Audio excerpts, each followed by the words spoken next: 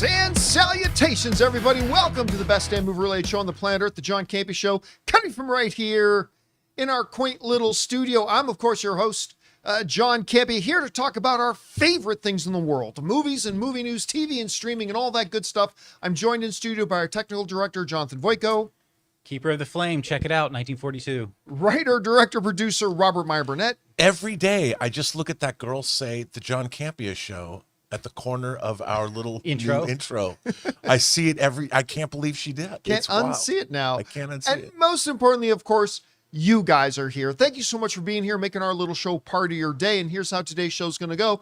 We're going to talk about a whole bunch of great stuff in the world of movies and movie news and giving our thoughts, insight, and opinions. And just to let you know, it is not our job to tell you the things that you already agree with, nor is it our job to convince you to agree with us. Our job is simply here to talk about all this fun stuff and explain our own opinions in such a way that it helps you better understand why you either agree or disagree with us. Because that's the beautiful thing about the art, man. It's all subjective. It hits us all in different ways, and we get to learn from each other's experiences from it. With that said, we do have a number of things to talk about here today, so let's get things started and get things kicked off with this. I finally finished watching... I started and finished all in one night. Spider-Man Noir. Now, of course, it dropped and premiered while I was on the road on the movie meetup tour. So I didn't really have a chance to watch it. So last night, Ann and I got home after dinner and said, you know what, let's start watching this Spider-Man Noir. I couldn't stop. I went all the way through to about 2 a.m, watched the whole thing. Now, I'm not here per se to review Spider-Man Noir, other than to say, I shockingly really enjoyed it. Like, I thought it looked like it could be a cute idea. It's a clever idea. But man, I was completely taken with it. And I kept jumping back and forth between the black and white and color I love that version. they gave that option in app. I do too. It was awesome. Like, you could just literally in app drop to the bottom and say, okay, switch to black and white. And it would just pick right up where you left off in black and white. I'm still not sure which I preferred. I think they both had their things going for it. I love black and white, but man, I thought it was great. I was really expecting the whole shtick of it, like, yeah, so I'm a private eye, I'm a gumshoe, and like I thought I would kind of get tired of that, but I didn't. It fit in great. Brendan Gleeson. how good was he? How good is he Always, right? He's money. Yeah. Every day, every time. Every once in a while, I got to remind myself that he was Amish in Braveheart, and he's still better than ever. I mean, he's just awesome. But as Silvermane, he was out. Jack Houston as Sandman was great. The whole cast was great. I really thoroughly enjoyed it. But that's not really what I wanted to talk about. Having watched it, had a great time with it. But here's the real thing that I walked away from after watching it was, if the team over at Amazon, which I already have a good amount of confidence in, when you look what they've done with Fallout, when you look what they did with The Boys, when you look what they did with a number of their things. I mean, the one weak spot on their resume for me was the first season of Lord of the Rings, Rings of Power, but they gained back some of my trust by making some significant improvements in season 2. So, but I mean, just overall, they've done really well.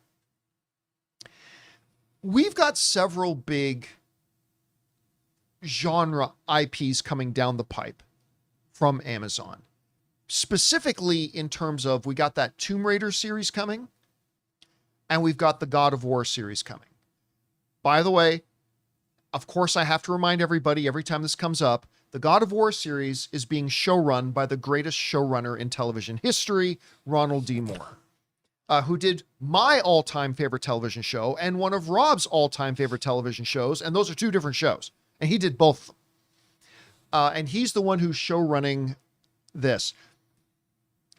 But here's the first thing I thought after watching Spider-Man Noir, when the final credits rolled and the screen went black, and I realized, oh my God, it's 2 a.m. I have to go to bed.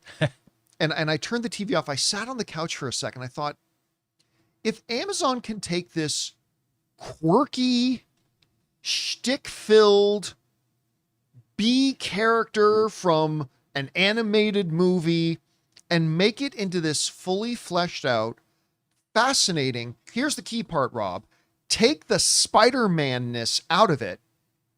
It's still a great Private Eye show. Yeah. It's still a really good show with every character having their own levels, their own depth, their own side stories about Indeed. what motivations, things that made them move and tick. And I remember just thinking to myself, if Amazon can do that with a property like this, I've already been pretty confident in God of War because of Ronald D. Moore. I'm iffy a little bit on the Tomb Raider thing because I don't think, what's her name? The former Mrs. Jonas. She was in X-Men. She was Jean Grey in X-Men. And she was in, I'm forgetting her name now. Whatever. I've never really thought she was a very good actress, to be honest. Like, obviously she was great in Game of Thrones. Sophie Turner. Sophie Turner, thank you. I thought she was really good in Game of Thrones, but just being honest here, and I've been cheering for her, but I've not been particularly impressed with her in anything else I've seen her in. And she's going to be Lara Croft in that, so we'll see how that goes. But Rob, the main thing I walked away from Spider-Man Noir was, as I was going to bed, I am even more confident now in God of War and Tomb Raider, having seen this, because we knew they crushed it with The Boys, right? And then we know they crushed it with Fallout. They made improvements in Lord of the Rings and all that kind of stuff. But to take something as kind of fringy as a Spider-Man Noir and to show that they can breathe life and stuff into that, again, I just walked away going, man, I'm even now more confident in God of War and Tomb Raider, which I still have some doubts about Tomb Raider, but I feel a lot better about that now. Anyway, you saw Spider-Man Noir. What impact, if any, did it give you on whatever future slate Prime Video may be giving us in their originals? And what things made you feel that way? Well, we see great examples of passionate creators that, like, when Ron Moore comes along, another thing he's got on the air right now that he co-created is Star City, the spinoff, which you are loving right for All now. Mankind. It is an extraordinarily smart show that is beautifully produced, and it is a great counterpoint to For All Mankind. But when you see passionate creators that are given the opportunity to run with material, they are trusted. I mean, look, Jonathan Nolan and his wife Lisa created the Fallout TV series, and look what we got. They had a great idea. They presented it.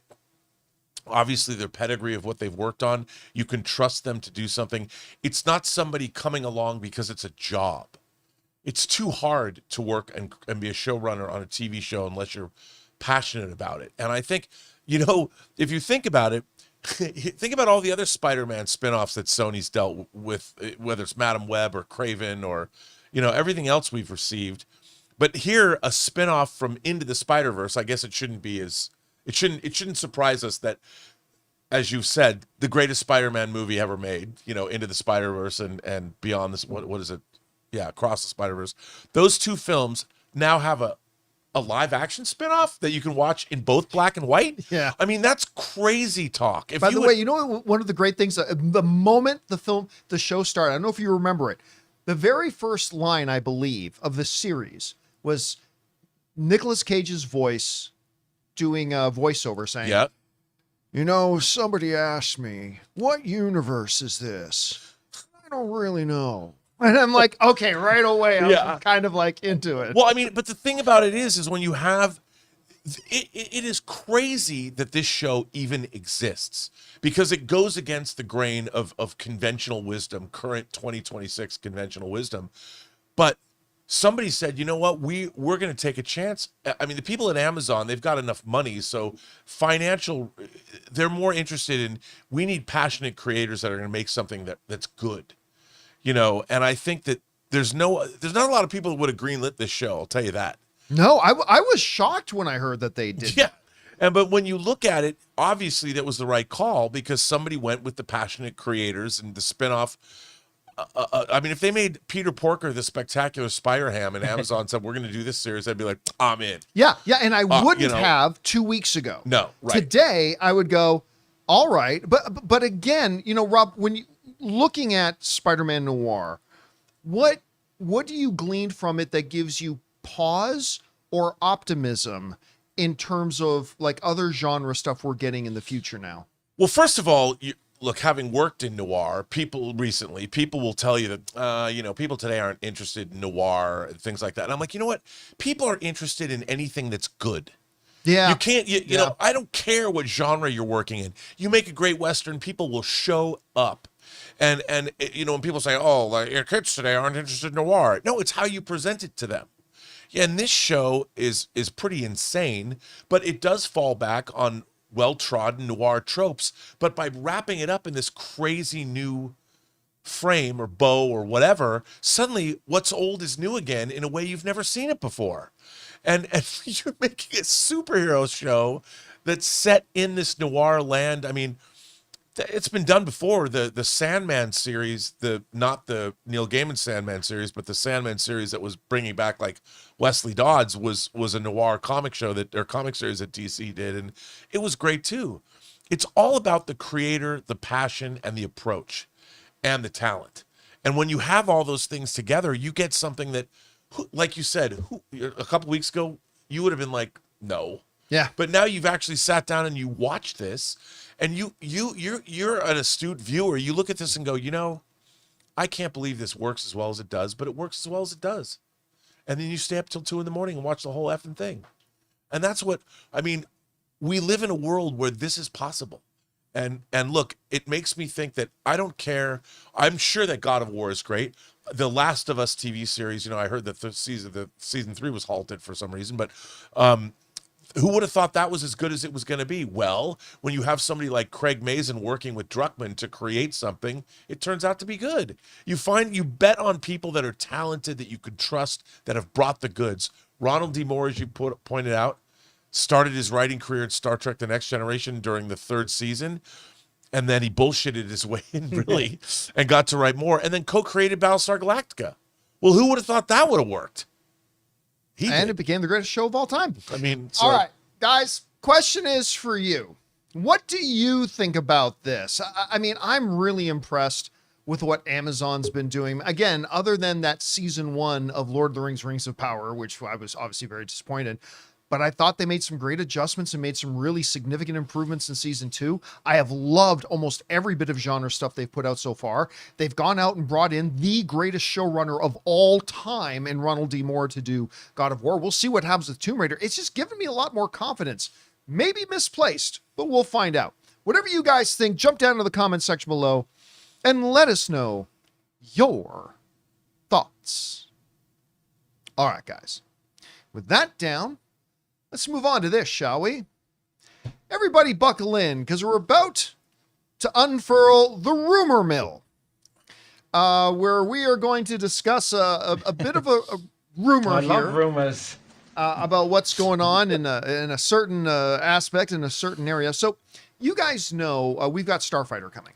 Star Wars Starfighter, which I contend is the true, I've been saying this for months, Starfighter is the true return to the big screen for Star Wars. I don't count Mandalorian, just a derivative of just a spinoff of the TV show, not even a spinoff, just a ad hoc continuation of the TV show, which ended weekly in a season 3 and was never a good idea to do and is thus kind of bombing at the box office. Yeah.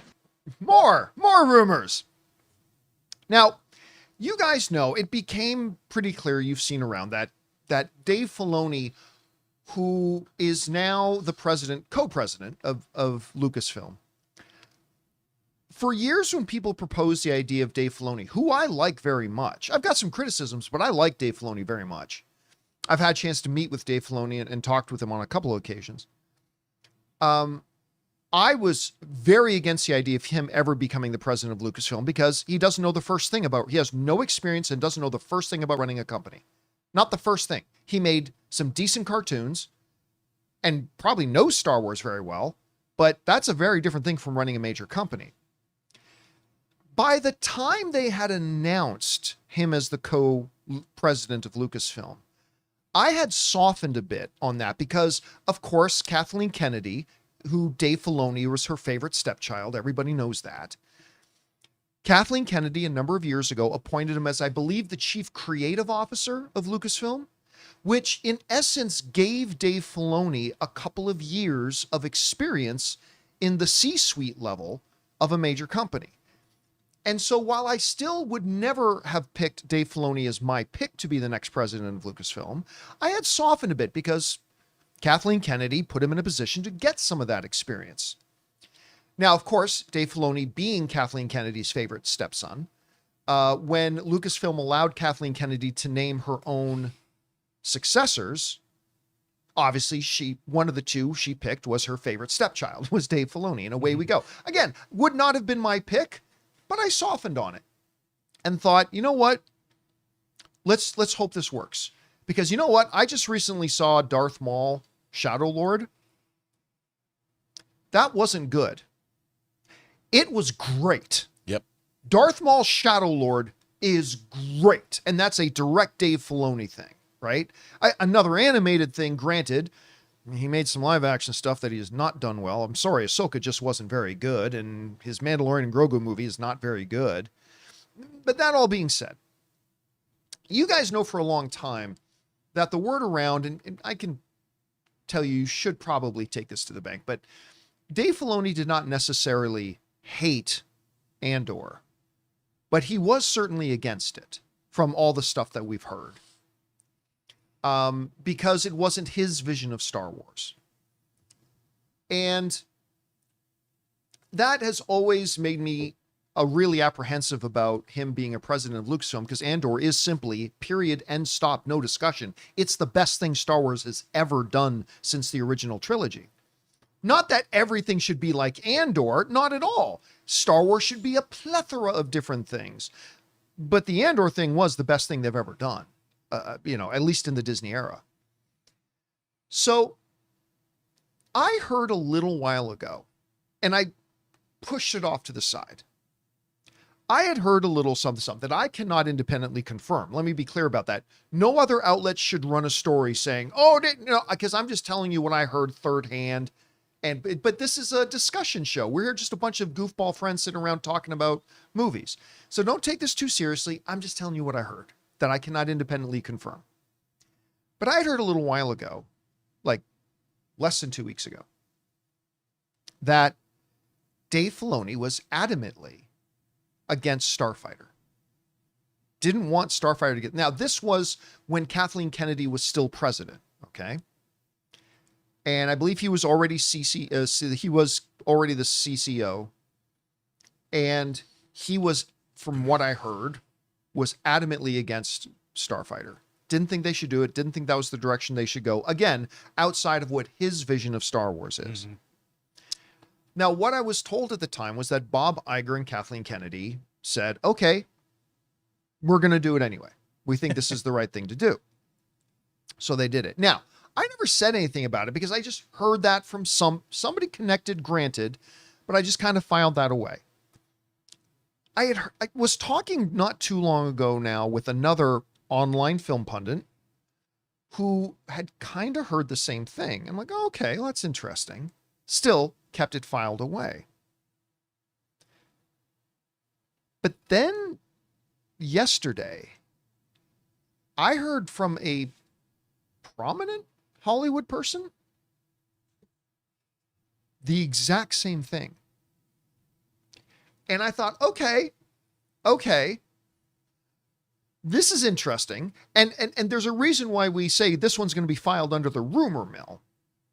But let's go with this, talk about this for a second. Let's just for the moment, for the sake of the argument and the discussion, that Filoni was, and it's too late now, but Filoni was against the idea of Starfighter.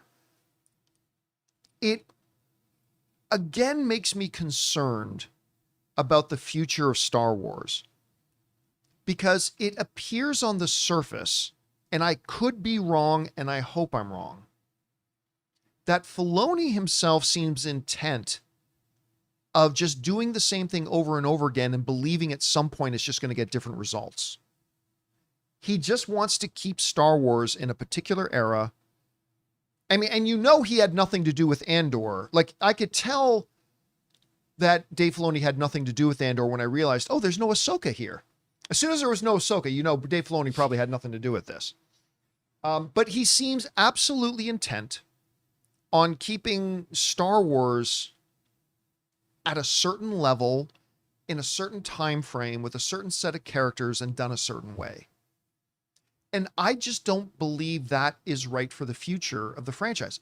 Again, I don't think his first crack at doing something live action, Ahsoka, I'm sorry, was not very good. I didn't think it was the worst thing Star Wars has ever done. Don't get me wrong. I think Ahsoka had its upsides. I do. But overall, wasn't very good.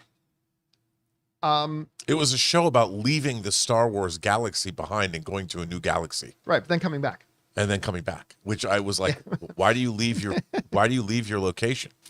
And then Dave Filoni, executive producer and co-writer of Mandalorian and Grogu, not very good.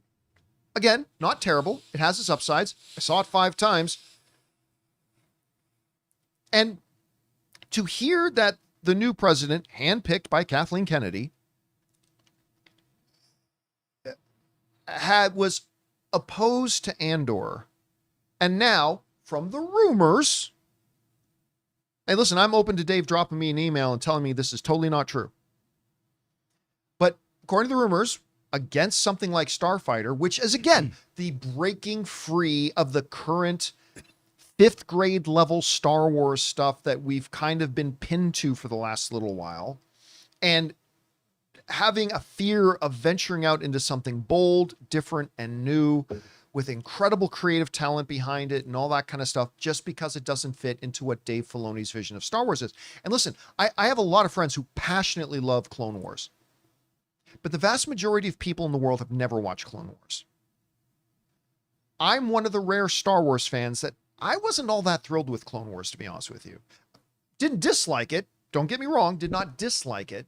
But, you know, not all that thrilled. I personally was a bigger fan of Rebels, which is another Dave Filoni project. I really like Rebels. Yeah. And oh my God, I love Darth Maul, Shadow Lord. Oh, I was so shocked by how good that was. Like, really pleasantly pleased. But again, that is in one sort of box. And if there's validity, and that's why we're filing this whole thing under the rumor mill, if there is validity to this, and like this is this really bold project that they're doing, a Starfighter, was one that he was against, it just makes me more concerned about the future. Contrary to popular belief, and contrary to how I may sound, I legit am a Dave Filoni fan. I'm also a fan of Mario Lemieux, one of the greatest hockey players of all time. That does not mean I think Mario Lemieux should become the new president of Ford Motor Company.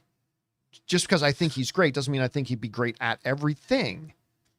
And I am still cheering for Dave Filoni. Again, Shadow Lord was fantastic.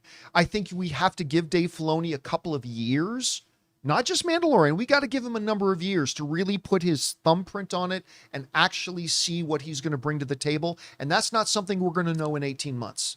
That's going to take us 3 years. This is going to take us minimum 3 years, probably 3 to 4 years. And to really give him a shot and really see how this turns out. And I'm cheering for him. I really am. I want him to succeed. But I must admit, these types of things, Rob, give me pause and make me a little nervous and maybe even a bit skeptical, which I don't like feeling. But anyway, Rob, you heard these rumors. For the sake of the argument, if true, what does that make you think? What does that make you feel? How do you think that projects forward in the Star Wars universe? What do you think? Well, I mean, I think, you know, creators have certain sensibilities, and Dave Filoni has his sensibility, you know, and it's very much, I think it's derived from what he's learned from George Lucas himself. And it's very Jedi centric. It's very much what George was trying to do with the prequels. A lot of it comes from that whole prequel era. And I can understand that, you know, that it makes sense to me. But I think the problem with that is, and I keep going back to Star Wars and Empire because they're so formative, and so both movies are both so important to me. You know, the Jedi Knights in Star Wars, the original Star Wars, are extinct. Their fire has gone out of the galaxy. And you've got Vader and Kenobi are basically the first ones left, or the only ones left. And then Luke is going to train. That's it. there are no more Jedi. It's gone. And your sad devotion to that ancient Yoda religion. did say, no, there is another. Well, but that was not a Jedi, but that Right. was hope that A potential there could be. Jedi in Leia. Right. And again, they didn't even know what it was going to be when Empire Strikes Back was made. And so it's like then the Star Wars universe has now been inverted. They've taken everything and made it all about the Jedi. When it originally started out, it wasn't about that. And Andor kind of went back to first principles of the original Star Wars and said, okay, let's extrapolate. What is this empire? How is an empire? What does a galactic empire do for the everyday person? What is it? And it did such a wonderful job of examining what is the Star Wars universe. You were on multiple planets with multiple points of view. You took a character that was in Jedi, Mon Mothma, you're dealing with what happens when what's going on with the Senate and all this stuff that was introduced in Star Wars, and you really delved into the idea of resistance. Well, that was a different area than what the Jedi Knights are, but it was just as valid as Star Wars, an area of Star Wars to examine, and it comes right from the very origins of Star Wars itself. So Andor was great. I understand why Dave Filoni doesn't like it, because that's not what he was interested in. But for us, we think that Star Wars can be all kinds of things. You can examine, I still want to see that Star Wars Underworld series that Ron Moore even wrote for. Yep. I'd love to see that. And I think that the thing about Star Wars is what it needs to do, and I think what Starfighter is doing, and I don't know about the plot. Yeah, I've read rumors, but I don't know anything about it. I would assume that maybe it's got a little bit of a Jedi connection to it. Maybe the young boy is strong with the Force. He's the kid mopping the floor in Last Jedi. I don't know. Ryan Gosling's taking somebody somewhere, but it's going to be new. It's a new direction that's dealing with different things, new characters, not once again derivations of Boba Fett. We're going to see somebody we don't know about. The Second Order. The Second Order. Something. And I think that that's what Star Wars needs. Star Wars is a universe that can tell all different kinds of stories, not just one kind of story. And let's see it expand and go into different directions and allow creators to do their own thing with Star Wars. And I understand that Dave Filoni has a very specific view that is imbued to him he's been imbued by the master himself, George Lucas, and I understand why he's protective of that. But in order for these IPs to flourish, you need passionate, creative people that are able to run with these concepts and make something new and something great. And I don't know what Starfighter is going to be, but like you, I can't wait to see it. It's got a great writer.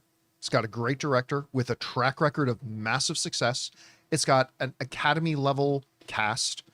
Again, you can have all those things and still make a bad movie. Maybe Starfighter turns out to be a bad movie.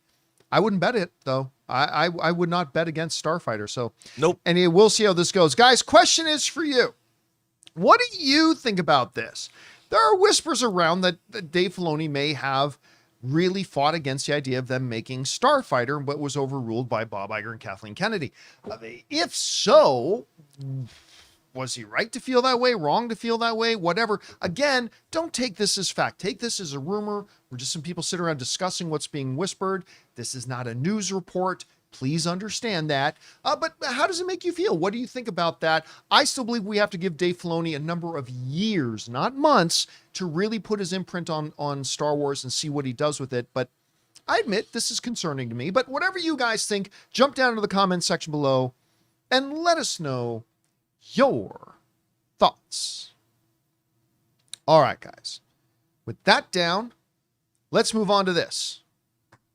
I was thinking the other day, what is the greatest pieces of music, like not songs, but themes, opening themes to television shows? I often think I go to shows like Airwolf. That was a great one. Airwolf was good. A great one. Hawaii Five-0. Hawaii Five-0 was a good one.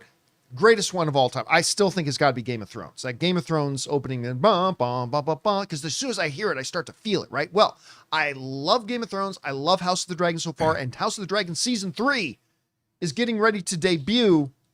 And guess what? According to the Hollywood Reporter here, they just did a big premiere of the first 2 episodes, did a big Hollywood event where they had the big premiere of the first 2 episodes. And, Matt Smith is quoted in this interview saying, this season is a quote unquote Bloodbath. A lot of that. And apparently this season starts with what was originally planned to be a part of season 2 but I always don't know if I pronounce it right. The Battle of the Gullet. Yeah. And apparently it's like 25 minutes long. And from the people I've been talking to, they're saying it's probably the best battle/action sequence anything in the Game of Thrones universe has done so far. I heard Dave Filoni doesn't like it. But where's Ahsoka? So according to Matt from Next Big Best Picture, his reaction was this. So I've seen the first 2 episodes of the 3rd season of House of the Dragon, and they are the best 1-2 punch combination the series has delivered yet. It's clear these were supposed to be episodes 9 and 10 from last season, as we're transported right back into the world of Westeros, wasting very little time getting caught up with the characters and diving straight into the action. There's lots of action, thrilling turns, shocking deaths, unless you're already familiar with Fire and Blood, strategic moves of consequence, and a level of scale that feels bigger than anything else the show has attempted before. All propelled by a sense of momentum that is more intense now that we're finally in the thick of the Dance of the Dragons. Credit to the stunt team and craftspeople who poured their blood, sweat, and tears into bringing the Battle of the Gullet to life.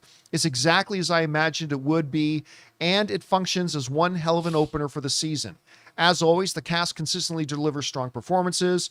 Emma Darcy is doing some truly powerful work here, signifying a darker turn for Rhaenyra that I'm excited to see play out over the rest of the season. Those disappointed by season 2 lack of proper conclusion, your faith and patience will be rewarded. Now, I've also talked to a couple people who were at the screening. They loved it. Like, they loved it. And the idea, one of the things that one person said to me, the notion of the gamble, if you will, of putting off the Battle of the Gullet to start off season 3, they say pays off. Like, what a way, they're like, just what a way to start this thing and all this kind of stuff. Now, look, when it comes pertaining to Matt Smith's comments about the seasons of Bloodbath, right? I know that's going to excite a lot of people. And maybe I'm in the minority here. But for me, in both House of the Dragon and Game of Thrones, while I love the Battle of the Bastards, and I love the dragon action that we got in season 2 of House of the Dragon, and I love all that stuff, to me, probably all 10 of my top 10 favorite Game of Thrones universe moments have been the elite level drama. Those conversations in the throne room, those sneaky little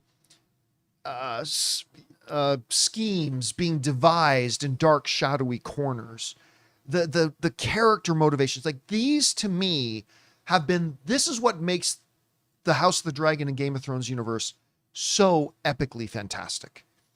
And then you throw in a Red Wedding, you throw in a Battle of the Gullet, you throw in a Battle of the Bastards, you throw all those things in, and it just elevates it. It's like the payoff. What's that? It's the payoff. Yeah. Like all that Yes. scheming leads somewhere, and that's where it leads you. So, I mean, my favorite stuff is all the drama, but I know a lot of people are looking for more dragon action, more battles. That's the orgasm. Yeah, it's the climax, if you will. And I get it. Like, but to me, I like the foreplay, man. I really do. But it sounds like this season is at least going to lead off with a lot of what that stuff some other people are kind of looking for. And I've been hearing just great things about it so far. Now, granted, take that with a grain of salt that they only saw the first 2 episodes, right? Just the first 2 episodes. But still, it's great hearing that this is good. And from what I hear, man, this Battle of the Gullet is just sick. Anyway, Rob, you've read some of this stuff. What have you been hearing, and what's your anticipation level? Well, I was actually reading an article last week about it was more along the making of the Battle of the Gullet, like how big it is and how many points of view that it covers and who's where and what are they doing. And, that it's the biggest battle that either any of the Game of Thrones shows have attempted. Well, the in terms of the seasons, and I love hearing that. And Ryan Condal was talking about it. Is it Ryan Condal, the showrunner? He was talking about how excited he was for this, and no one's really done. I mean, Game of Thrones is a singular. There's been other sword and sorcery and fantasy shows on TV, but Game of Thrones is unique in the way it's presented, like you talked about, the political intrigue, the action, to me, the verisimilitude. It's an amazing show. And if you think about all the different kinds of characters and all the different points of view and the journey that it took you on, it's an astonishing work. I mean, you might have take issue with where the show went, whether you thought it diminished as they lost the books or whatever. You can't deny that they've never not given you a top-notch, A-list, greatest production ever on television. And I would expect nothing less. I think House of the Dragon, the first season blew us both away, blew us all three of us away. Mm-hmm. And seeing what they did with those characters and Patty Cassadine. I mean, it was unbelievable.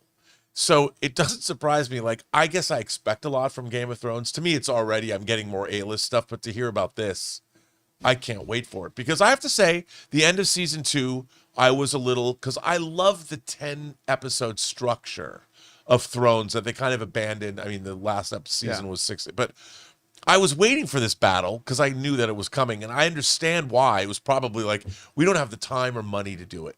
We just can't. And I like that they postponed it, and they didn't skimp.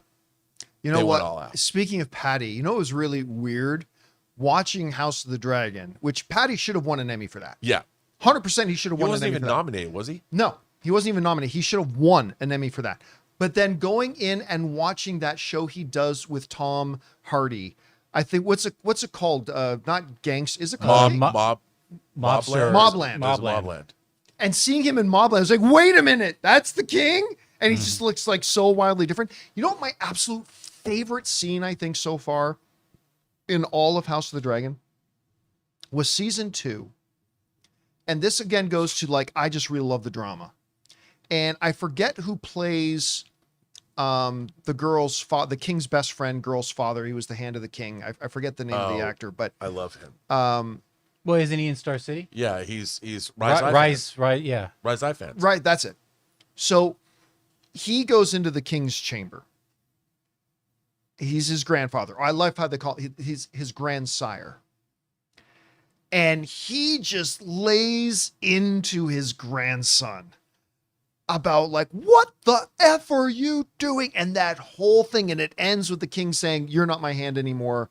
Now, Sir Dickface is my hand now.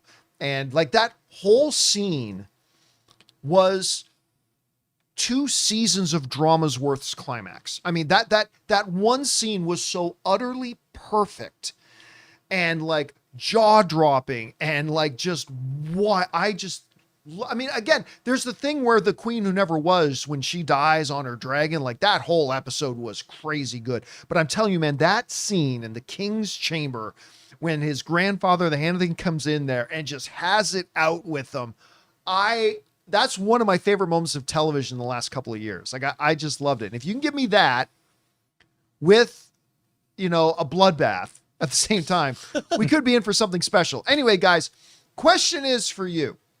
What do you think about this? The reactions coming out of the premiere or the first couple of episodes of House of the Dragon season 3 are all pretty spectacular. It is just the first 2 episodes, and maybe it goes south after that, but it's at least good to hear. Whatever you guys think, jump down to the comment section below and let us know your thoughts.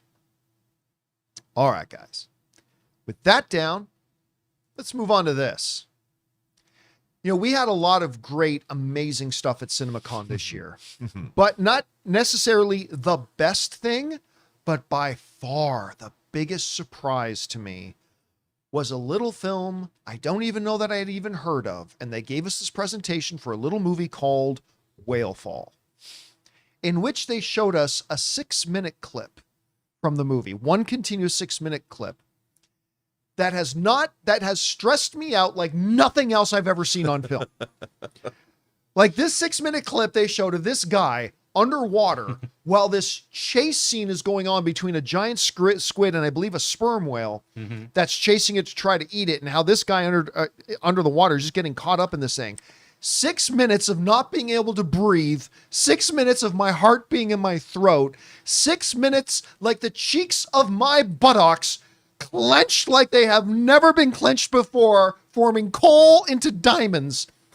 I was just, by the time that like 6-minute thing was over, I could barely breathe.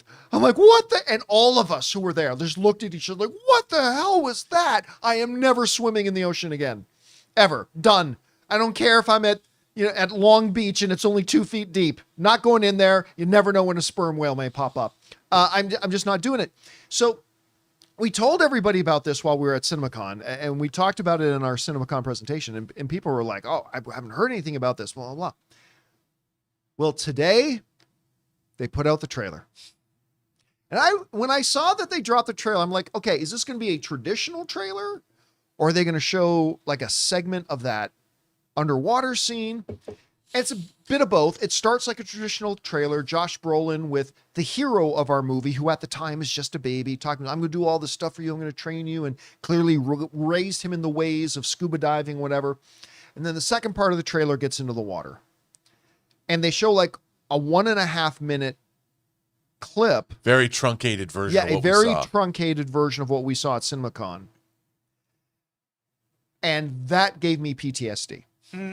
I'm watching, I'm just remembering the whole thing. And this morning I'm hearing from so many people, so many of our viewers writing into me today saying, John, did you see the Whalefall trailer? Oh my God, it looks so good. And I'm like, guys, you haven't even seen the half of it. And it just, again, it looks great.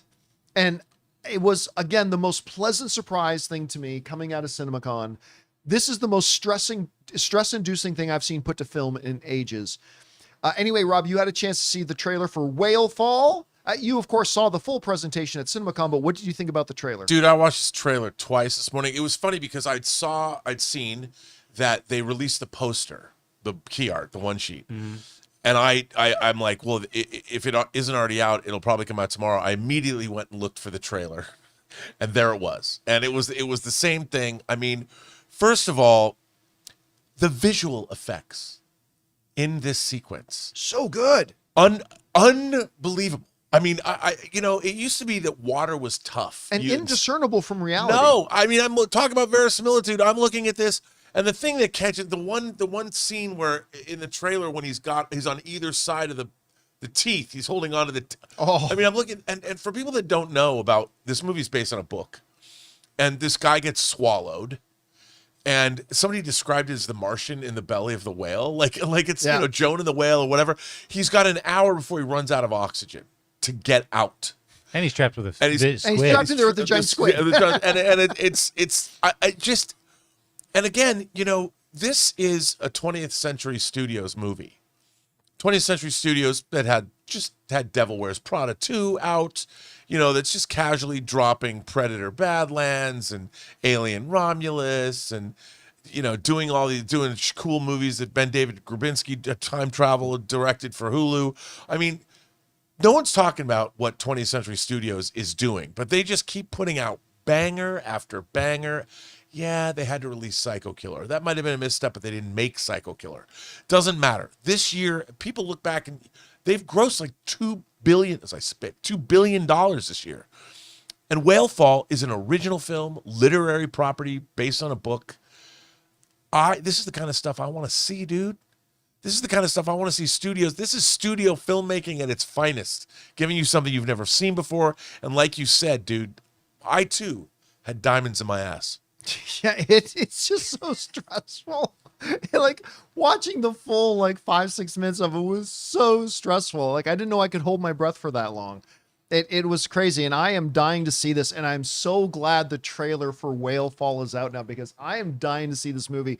Guys, what did you think of the trailer? I'm just telling you, if you got stressed out by that 1 minute, wait till you see the whole sequence, man. It's just crazy. Anyway, whatever you guys thought about this, jump down to the comment section below and let us know your thoughts. All right, guys. With that down, we still have a couple things to talk about, including the full reviews for the brand new Steven Spielberg movie Disclosure Day have now come out, and they're looking really damn good. And you might get ready to throw another wrench into the works of the Paramount Warner Brothers merger, as the UK courts are now launching an investigation into the merger. that could delay this thing into 2027, which would cause a lot of problems for Paramount, which we'll discuss in just a minute. But before we get to those things, we're going to take a quick second and thank the sponsors of today's episode of the John Campea Show, our friends at Hims. Guys, we want to take a second and thank a sponsor of today's video, Hims. You know, one of the hardest things about trying to lose weight is just figuring out what actually works, because we've seen them all. There are a million trends, diets, and gimmicks out there, and honestly, it can get overwhelming. And that's why weight loss by Hims really stands out. Hims now offers access to an affordable range of FDA-approved GLP-1 medications, including the Wegovy pill at its lowest price ever, and the Wegovy pen. With Wegovy at Hims, lose up to 20% or more of your body weight when combined with diet and exercise. It helps you regulate your appetite and eat less, so success is within reach. Plus, Wegovy is the first ever and only GLP-1 available in a pill for weight loss, so there are no needles needed. And the process is extremely convenient. Everything happens online. You connect with a licensed provider who determines if treatment is right for you, and if prescribed, your medication gets delivered right to your door. No insurance necessary. Ready to reach your goals? Visit hims.com/Campea to get a personalized, affordable plan that gets you. That's HIMS.com/Campea. hims.com/Campea. Based on advertised cash price for 30-day supply of medication only. Membership required, fee not included, and billed separately. Weight loss by Hims is not available in all 50 states. Wegovy is the registered trademark of Novo Nordisk AS. To get started and learn more, including important safety information, Wegovy clinical study information, and restrictions, visit hims.com. And thank you to our friends at Hims for sponsoring today's episode of the John Campea Show. All right, guys. With that down, let's move on to this. It is always an event when the greatest filmmaker of all time, bar none, Steven Spielberg, has a new film coming out, and this is one that's caught a lot of people's attention. Discovery Day, or I keep wanting to call it Discovery Day, Disclosure Day, which, of course, Steven Spielberg getting back into the ring with aliens, has, caught a lot of people's attention. Good trailers. I don't think mind-blowing trailers. I don't think if we get to the end of the year and we do our top 10 trailers of the year list, I don't think I'm going to have Disclosure Days on theirs. But just the concept of it is great. And again, at CinemaCon, Steven Spielberg came out and did like a 45-minute talk. Wow. About it that he did with Coleman Domingo, who kind of interviewed him on stage. It was awesome. It was great. And it just made me more and more fascinated to see Disclosure Day. And it looks pretty good. Now, I've doubted Steven Spielberg before. Most notably and most recently when he decided to do West Side Story. Because, hey, listen, I admit it. I kind of mocked it before it came out. I'm like, why? Like, Steven, who on earth cares to watch a remake of an old 50s? Who cares? Nobody cares. Why do a musical? You've never done a musical. And maybe Steven Spielberg's like, that's why I'm doing it. I've never done a musical. I'm going to show the world I can do everything. And damn it, if West Side Story didn't end up being my number 1, number 2, or number 3 favorite movie of that year, I was blown away by it. And I'm like, okay, that's it. Done. Never doubt Steven Spielberg again. I'll never forgive him for The Terminal, but that's bygones. Bygones. We put that behind us. Hook. So we got Disclosure Day coming, and now the full reviews are out, and they're really good. As of right now, with 87 reviews in, Disclosure Day is rocking a 91%. A 91%. Which means not everybody likes it, but it's got a lot of people liking what they're seeing. So let's go over and take a look to see at what some people are saying. First of all, Adam from Adam Does Movies did not like it. Says, to quote my mom, the day I was born. Well, that's disappointing. I like that. That's clever. Dexerto liked it. They said Disclosure Day is a captivating sci-fi blockbuster that features affecting performances everywhere you look and a truly meaningful message at its core. Punch Drunk critics liked it. They said Disclosure Day, while far from perfect, is another one of those movies that is uniquely Spielberg, and we need him now more than ever. The Direct liked it, saying Disclosure Day is an engaging film with exciting moments, an all-time great performance from Emily Blunt, and impeccable execution. It has issues from a narrative perspective, but it's still memorable. Blu-ray.com liked it. They said the truth is out there, but it takes a little work to stay interested in the film, which politely ignores a more urgent edit to bathe once again in the cinematic waters of awe. Gone with the Twins didn't like it. They said it's particularly lazy science fiction. It so desperately wants to be profound, but it's mostly just over the top and laughable. Parade Magazine liked it. They said it has thrills and chills, danger and daring do. Sure, I'm mispronouncing that. The beating heart of a love story and a pulse-pounding train scene that can match anything Tom Cruise has done in the Mission Impossible world.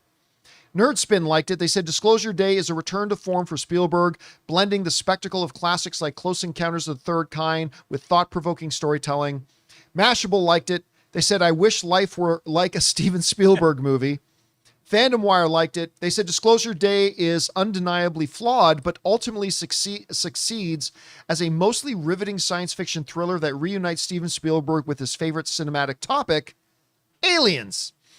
Beacon Journal liked it. They said Disclosure Day represents a companion from Close Encounters of the Third Kind that reflects the attitude of our times, more than a bit cynical, yet Spielberg, through the script he co-wrote with frequent collaborator David Cope, finds the humanity and optimism.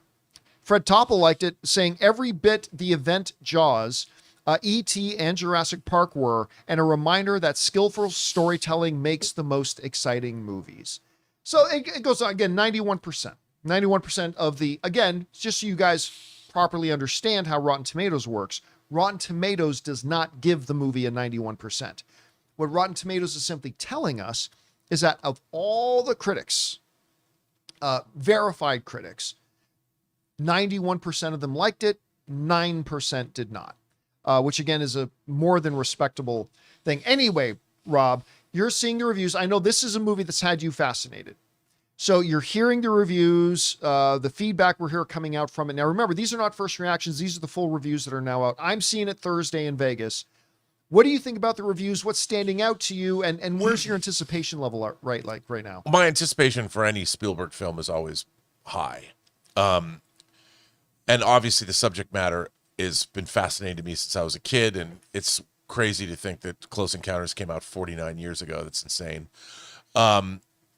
And, you know, Spielberg, obviously, at the top of his game. He's like you said, the GOAT of all time. The thing that I've heard from people about this movie is, which I thought was going to be the case, is that people want, like, more of this Close Encounters, transcendent, here come the aliens, you're going to have the giant mothership land, and there's going to be some giant sci-fi conflagration that occurs. And I suspected it wasn't going to be that. And I thought it was going to be more contemplative and deal with I mean, because really the story of Disclosure Day would be what happens after. But that's not what this movie is. You know, it's an admission, you know, and it's examining the lead up to all of that and why does this have to be kept from us and all of that. And I'm fascinated to see where it comes from. You know, and I'm not expecting some gigantic multiple flying saucers are going to land all over the world. Oh, yeah, I'm not expecting an action film. Yeah, but even something like that, I don't think that's what it's about. I think it's more about what does this mean from a profoundly human perspective?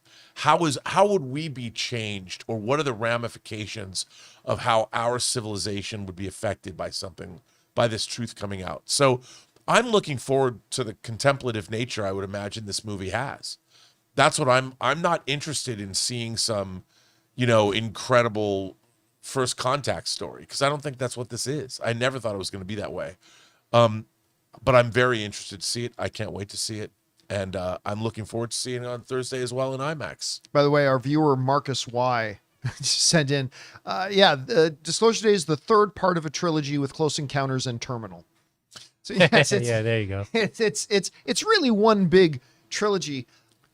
Again, listen, after the interview that he did, that 45-minute speech he gave us at CinemaCon talking about, that's what really got me the most interested, because I still don't think it's been a tremendous advertising campaign. Right. Which again, Steven Spielberg has nothing to do with the advertising campaign.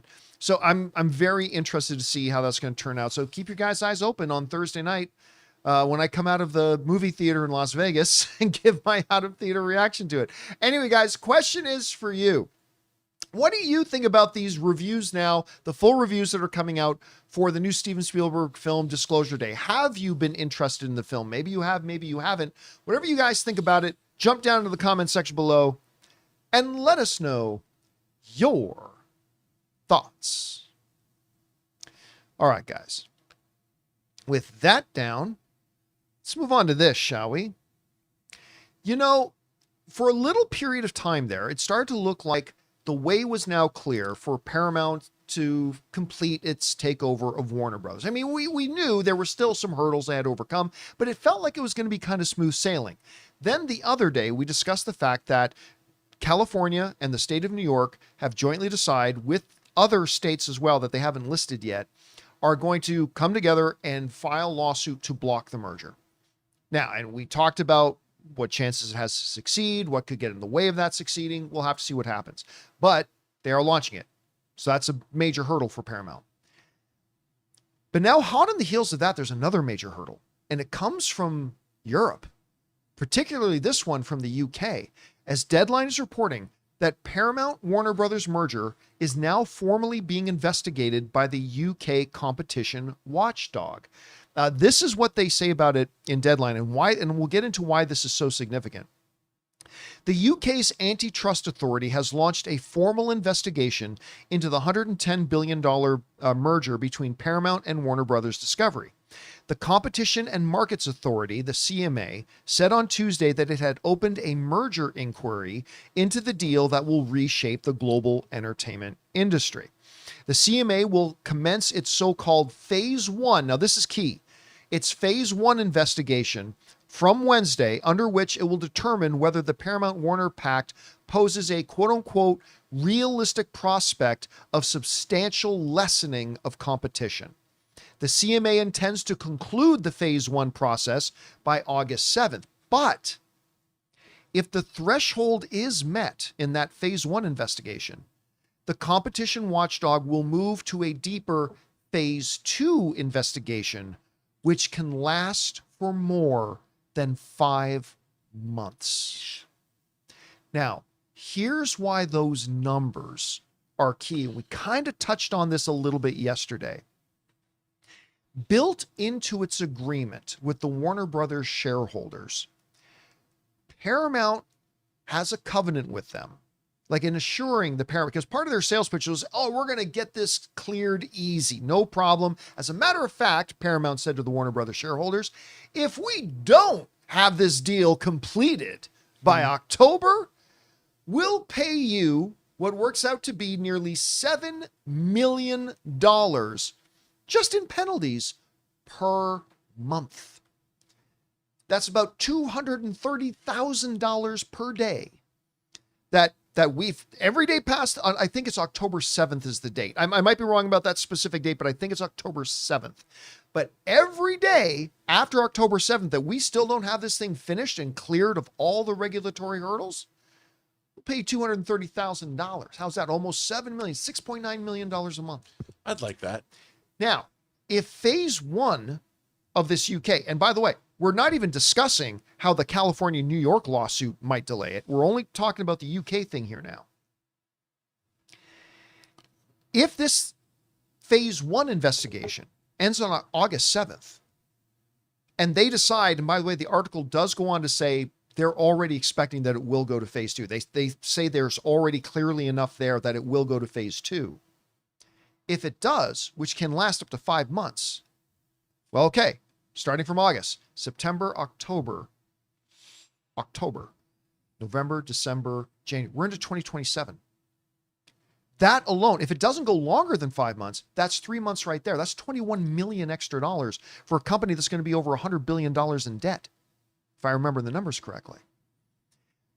Even if this thing at the end of the day goes through, the delays caused by the UK and the potential delays caused by the California and New York lawsuits, this is going to make this very, very expensive. Now, I remember a couple of months ago, Rob, we talked about one analyst, an industry analyst, who mentioned that it's not just the fees and the penalties, it's the daily accumulation of interest on all this $100 some odd billion of debt, that this one analyst we talked about pointed out that at some point, forget anybody telling Paramount they can't do the merger.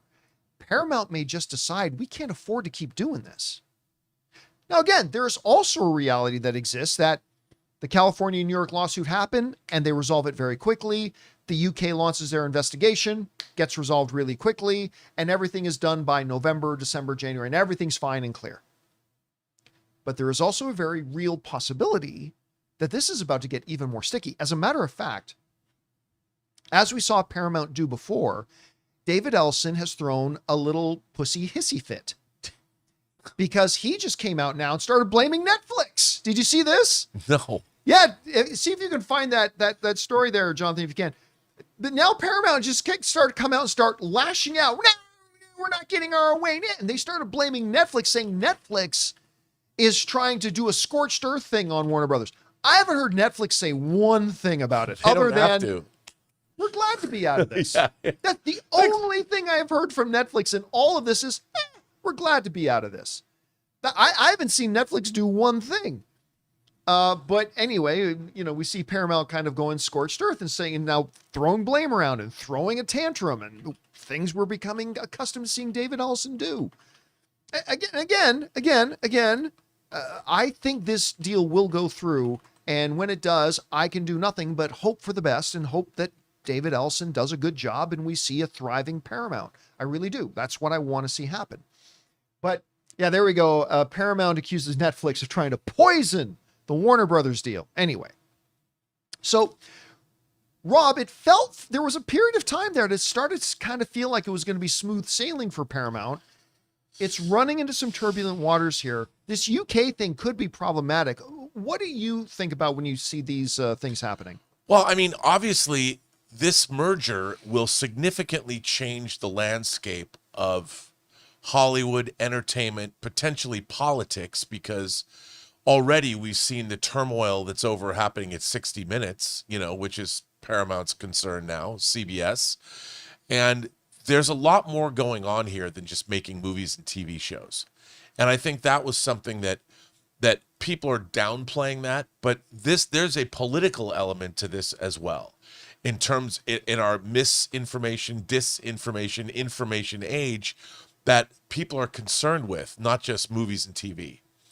And I think that was always going to be something that was going to be scrutinized. And I think the UK is right to do this. And I think I think that David Ellison, Larry's son, probably was not anticipating as many turbulent waters as they've been immersed in, because he's not a politician. He's a scion of the great Larry Ellison, and to be fair, legitimately a big movie fan himself. Yeah, big movie fan himself. Big movie fan. Skydance has basically been financing all these movies, whether it was the Star Trek movies, the Mission Impossible movies, Jack Ryan. I mean, all these things, these big things that Skydance has been producing for a long time. David Ellison has become one of the most important movie producers and studio executives in Hollywood. But what does he know about all these international waters that he's stepped into? And I think that he's probably been frustrated by it and taken aback by it. And it wasn't like their acquisition of Paramount, which was relatively smooth. Exactly. Which, by the way, did you see now there's an investigation going on in the sale of Paramount to Skydance with Sherry Redstone? Yes, Redstone, Sherry yeah. Redstone saying that there's a lawsuit that's been launched now against them, saying that Sherry Redstone improperly steered the sale to Skydance because it more benefited her than the shareholders. And I don't know if that throws the Skydance acquisition of Paramount into question or not. I'm not saying it is. I'm saying I don't know if it does or not. But yeah, there's a lot of that kind of turbulent waters there. And then if this crosses the threshold of January 20th, now you're moving into a most likely hostile Congress. That's going to gum up the work further. I don't know that it could necessarily, but it just adds another element. It makes it more challenging at any rate. To me, now maybe this is just the tinfoil hat conspiracy theory idea. With regards to the whole Netflix thing, honestly, and I haven't talked to Ted Sarandos, like maybe I'm wrong. I think they are excited to see the Paramount acquisition of Warner Brothers go through, because I believe that they believe they're going to fail and all go bankrupt, and they're going to be able to come in 3 years from now and buy all of it for pennies on the dollar. I honestly think that's what their plan is. I think they want this deal to go through for Paramount, because the faster they get the deal done, the faster they'll fail. Again, I'm thinking in the mind of Ted Sarandos. The faster they get that deal done, the faster they'll fail. They'll all go bankrupt, and we'll come in and buy everything for pennies on the dollar. I just, to me, this is such a distraction to what these companies should be doing. I mean, the people at Warner Brothers they're at the mercy of this whole thing. There's nothing they can do except continue to put out, they've got Supergirl launching in a few weeks, and they've got other things happening, and it's just, they've got Dune coming out. They've got a lot of good stuff coming out for the rest of the year. And it's like, all of this is just a monumental distraction away from the core business that these companies are dealing with. And I get it. I mean, but mergers and acquisitions, hey, it's old. I want to address this too, just because this is, I don't mean to pick on the one person in the live chat, but this is a common thing. So, Pickle Rick, I think in the live chat, is saying, so where was all this energy when Disney bought Fox? Right? There's this perception that's being promoted that this is just the same thing. It's the exact same thing. And by the way, lest you try to rewrite history, there was a lot of opposition. Tons. Tons. The unions stood against it. There was a lot of opposition, but against the Disney acquiring Fox. But there are several key differences, all right? Several key differences that are causing some concern. Number one, we now live in an era where Fox already got purchased by Disney, so there's even fewer pieces on the board today that you're talking about merging. That makes any potential merger right now subject to even more scrutiny, because there's already fewer players because of the Fox-Disney merger. Number two, the financial structure of all this is completely different. Whereas Disney had all the money in the bank to straight up buy Fox, they just did. They just straight up bought it. They had the money. They bought it. It's theirs. Paramount does not have the money for it at all. They're in desperate debt. And they've had to go outside of their own bank accounts to get Middle Eastern money, which is causing some problems by even some people in the conservative government are kind of concerned about it. So that's another major difference. Also, when that purchase of Disney and Fox happened, the streaming wars had not existed yet.